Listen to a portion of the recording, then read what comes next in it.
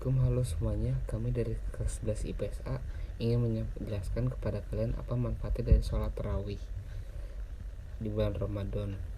Sholat tarawih adalah termasuk qiyamul lail atau sholat malam.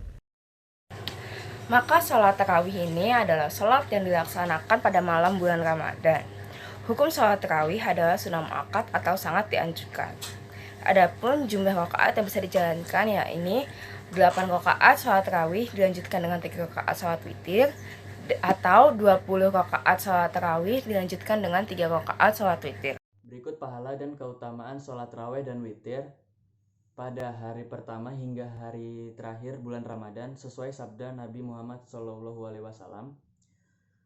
Sholat sunnah muakkad ini sebagai tanda dimulainya ibadah puasa Ramadan keesokan harinya. Diriwayatkan dari Ali bin Abi Thalib bahwasanya beliau berkata, Nabi Muhammad SAW pernah ditanya tentang keutamaan sholat tarawih di bulan Ramadan. Kemudian beliau menjawab, keutamaan sholat tarawih pada malam pertama, keluarlah dosa orang mukmin atau orang yang melaksanakan sholat tarawih sebagaimana ibunya melahirkan ia di dunia. Pada malam kedua, orang yang melaksanakan sholat tarawih akan diampuni dosanya dan dosa kedua orang tuanya jika keduanya mukmin. Pada malam ketiga, para malaikat menyeru dari bawah arsy, mulailah untuk melakukan amal kebajikan, maka Allah Subhanahu wa Ta'ala akan mengampuni dosa-dosamu yang telah lalu. Keutamaan sholat tarawih pada malam keempat. Orang yang beriman akan mendapatkan pahala layaknya orang yang membaca kitab Taurat, Zabur, Injil, dan Al-Quran. Nah, selanjutnya pada malam kelima. Bagi kita yang melaksanakan sholat tarawih di malam kelima, Allah Subhanahu wa Ta'ala akan menganugerahkan pahala layaknya orang yang sholat di Masjidil Haram, Masjid Nabawi, dan Masjidil Aqsa. Dan di malam ke-6, Allah Subhanahu wa Ta'ala akan memberikan pahala seperti pahala orang yang melakukan tawaf di Baitul Ma'mur dan bebatuan akan memohonkan ampunan baginya. Pada malam ketujuh, bagi yang melaksanakan sholat tarawih seakan-akan menemui zaman Nabi Musa dan menolongnya dari bala tentara Firaun dan Haman. Keutamaan sholat tarawih pada malam ke-8, Allah Subhanahu wa Ta'ala akan memberikan segala sesuatu yang sudah diberikannya kepada Nabi Ibrahim alaihi salam. Pada malam ke-9, orang yang sholat tarawih mendapat pahala seperti layaknya pahala ibadah yang dilakukan oleh para nabi. Pada malam ke-10, Allah Subhanahu wa Ta'ala memberikan kebaikan dunia dan akhirat bagi yang mengerjakan sholat tarawih. Sholat tarawih pada malam ke-11 bagi ia yang mengerjakan, kelak ia akan keluar dari dunia atau mati, seperti dilahirkan kembali dari rahim ibunya. Pada malam ke-12 dia akan berjalan di hari kiamat dengan wajah yang bersinar bagaikan rembulan. Pada saat malam Ramadan ke-13, maka yang melaksanakan sholat tarawih pada saat hari kiamat dia akan terbebas dari segala hal keburukan. Lalu berikutnya pada malam ke-14, maka pada saat kelak kiamat nanti malaikat akan menjadi saksi bahwa manusia itu tidak akan dihisab. Malam ke-15 suruh malaikat dan malaikat yang menyangga arsy bersama-sama mendoakan selamat pada orang yang sholat tarawih. Keutamaan sholat tarawih pada malam ke-16 adalah Allah Subhanahu wa Ta'ala kelak akan menunjuknya ke dalam golongan orang yang selamat dari api neraka dan mendapat keberuntungan masuk surga.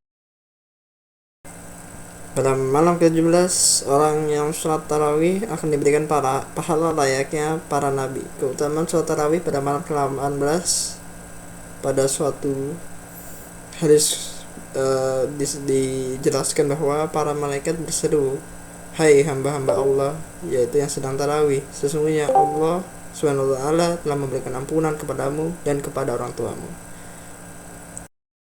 Pada malam ke-19, Allah Subhanahu wa Ta'ala akan meningkatkan derajat bagi orang yang sholat tarawih di surga Firdaus.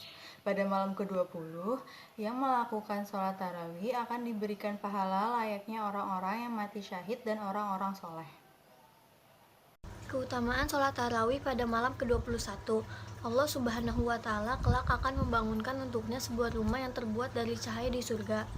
Pada malam ke-22, jika hari kiamat kelak tiba, maka yang sholat tarawih akan selamat dari segala bentuk kesusahan dan kebingungan. Hadis tersebut mengatakan bahwasannya tarawih itu dapat menggugurkan dosa dengan syarat karena iman, yaitu dengan membenarkan pahala yang dijanjikan Allah dan mencari pahala dari Allah, bukan karena alasan lain seperti ria dan lain sebagainya. Fadilah sholat tarawih pada malam ke-23. Allah Subhanahu wa Ta'ala akan membangunkan sebuah kota di surga ini, tentunya bagi yang melaksanakan sholat tarawih. Pada malam ke-24, bagi yang melaksanakan sholat tarawih, Allah Subhanahu wa Ta'ala akan memberikan 24 doa yang akan dikabulkan. Hadis tersebut mengatakan, sholat tarawih dapat menggugurkan dosa dengan syarat karena iman, yaitu membenarkan pahala yang dijanjikan oleh Allah dan mencari pahala dari Allah, yaitu bukan karena ria atau alasan lainnya. Sholat tarawih bisa dilakukan sendirian, yang dalam istilah Islam disebut munfarid, atau bisa juga dilakukan berjamaah. Menurut mazhab Syafi'i, sholat tarawih ini lebih afdol atau lebih utama dilakukan berjamaah. Inilah pendapat yang sahih. Sedangkan pendapat lainnya mengatakan bahwa sholat tarawih ini lebih afdol dilakukan sendirian. Namun saat ini sholat tarawih cukup dilakukan di rumah saja karena dapat menekan resiko penyebaran virus. Selain itu, ada pula hadis yang mengatakan bahwa sholat tarawih bersama imam layaknya sholat semalam penuh. Dari Abu Dzar, Nabi Muhammad SAW pernah mengumpulkan para keluarga dan sahabatnya, lalu bersabda, barang siapa yang sholat bersama imam hingga selesai, maka akan mendapatkan pahala qiyam 1 malam penuh. Fadilah sholat tarawih pada malam ke-27. Kelak di hari kiamat, saat dia akan melewati jembatan Shiratal Mustaqim, maka dia akan melewatinya seperti kilat yang menyambar, sangat cepat dan tanpa halangan apapun bagi dirinya. Dan pada malam ke-28, Allah akan mengangkatkan 1000 derajatnya, 1000 derajat baginya di dalam surga. Dan sungguh kita akan mendapatkan banyak manfaat dengan melaksanakan sholat tarawih selama Ramadan ini. Kesalahan yang dilakukan pada saat pelaksanaan sholat tarawih. Seperti yang kita ketahui, ada 5 kesalahan yang kita lakukan pada saat pelaksanaan sholat tarawih. Yang pertama, itu ada ya zikir berjamaah di antara sela-sela sholat tarawih dan ba'da witir. Menurut Syekh Abdul Aziz bin Abdullah bin Baz rahimahullah berkata, tidak diperbolehkan para jamaah membaca zikir secara berjamaah. Akan tetapi yang tepat adalah setiap orang membaca zikir sendiri-sendiri tanpa dikomandai oleh yang lain. Karena zikir secara berjamaah bersama-sama adalah sesuatu yang tidak ada tuntunannya dalam syariat Islam yang suci. Yang kedua adalah melafazkan niat selepas sholat tarawih. Menurut Imam Nawawi rahimahullah berkata, tidaklah sah puasa seseorang kecuali dengan niat. Letak niat adalah di dalam hati, tidak diisyaratkan untuk diucapkan, dan pendapat ini tidak dapat terdapat perselisihan di antara para ulama. Yang ketiga, yaitu memanggil jamaah dengan as-sholatul jami'ah. Tidak ada tuntunan untuk memanggil jamaah dengan ucapan as-sholatul jami'ah. Ini termasuk perkara yang diadakan sebagai pendapat menurut ulama Hambali. 4. Mengkhususkan zikir atau doa tertentu antara sela-sela duduk sholat tarawih tidak ada dalilnya yang mendukungnya. Demikian itu adalah pendapat ulama Hambali. Yang kelima adalah ada doa antara sholat tarawih yang kedua atau keempat rakaat seperti berikut. Asyhadu alla ilaha illallah wa astaghfirullah wa as'alukal jannah wa a'udzubika minan nar. Sholat tarawih adalah bagian dari sholat nafilah. Mengerjakannya disunahkan secara berjamaah pada bulan Ramadan dan sunnah muakkadah atau sangat dianjurkan sesuai Al-Quran dan hadis serta beberapa pendapat ulama. Disebut tarawih karena setiap selesai dari 4 rakaat, para jamaah duduk untuk istirahat.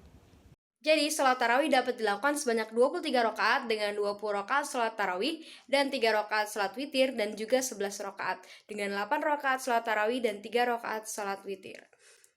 Sholat tarawih dapat dilakukan secara munfarid, sendiri-sendiri atau juga berjamaah.